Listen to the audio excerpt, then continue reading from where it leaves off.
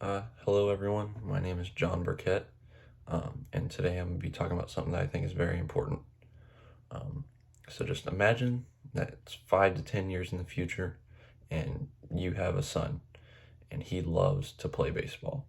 He plays baseball with all his friends, and they're all on the same team, and they just have so much fun together. And they're actually really good at baseball. And they go throughout the whole season, and they win every single game together. They go undefeated. And the season's over, comes time for the trophy ceremony, and you're sitting there awaiting your son's team to be awarded the first place trophy that they deserve because they won every single game. Instead, they're awarded a participation trophy, just like every other team that competed during the season. And you're confused, wondering what's going on. Why did we get a participation trophy instead of the first place trophy that they earned? What's the joy of participating and not being rewarded for winning? Because of this, your son doesn't even know that he won first place. By doing this, we're just rewarding mediocrity and making everyone feel like a winner, even the team that lost every single game that season. By just handing out participation trophies instead of first place trophies is hindering children more than it helps them.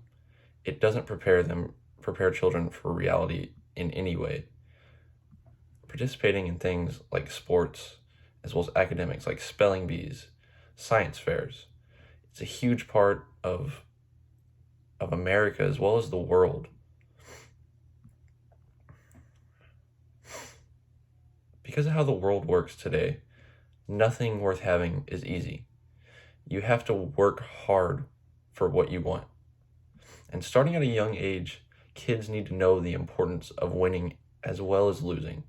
Kids do not need to have the thought imprinted on their brains that just because you're involved in something means you deserve the top prize. Training a child's mind to be entitled to having what they want is unhealthy. Now, no one learns from winning. Everyone must fail in order to learn something. If winning is all that you know how to do, then how will you ever learn? There's not a single person that learns from winning all the time. In order to learn and grow as an individual, as well as a team, you must first fail. It might seem kind of odd to hear that, but just bear with me. If you do not lose, then you can't learn how to do something better. If you keep at the same thing while doing the same steps, you're never going to climb that ladder. You're never going to realize what you did wrong. Now, if you failed and you recognize that and you try to be better, and in your mind you think, well, that didn't work out for me. That didn't work out for my team. Let's try this instead. That method and thought process is key to success. And life is very unfair. No one wins at everything every single time.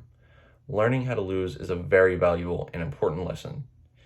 In an article by Jesse Sanborn, it simply states, quote, "Sometimes even when you try your hardest, even when you take all the right steps, things just don't go your way." End quote. You're not able to win everything every single time. That's just how life is. Losing is inevitable. It's simple as that. Learning how to lose is almost as important, if not as important, to winning. Just handing out participation trophies like they're candy shows kids that they're entitled to something, even though they're not. Not every person is great at everything in the world.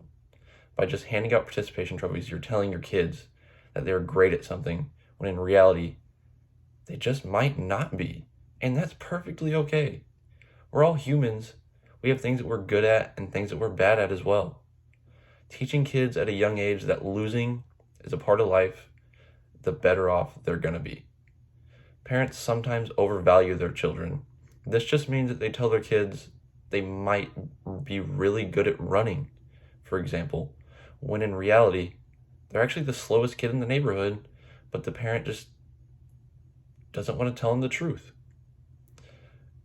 And if they had just told him the truth instead, the kid could realize that and try to get better at running instead of believing they're the best runner in the neighborhood.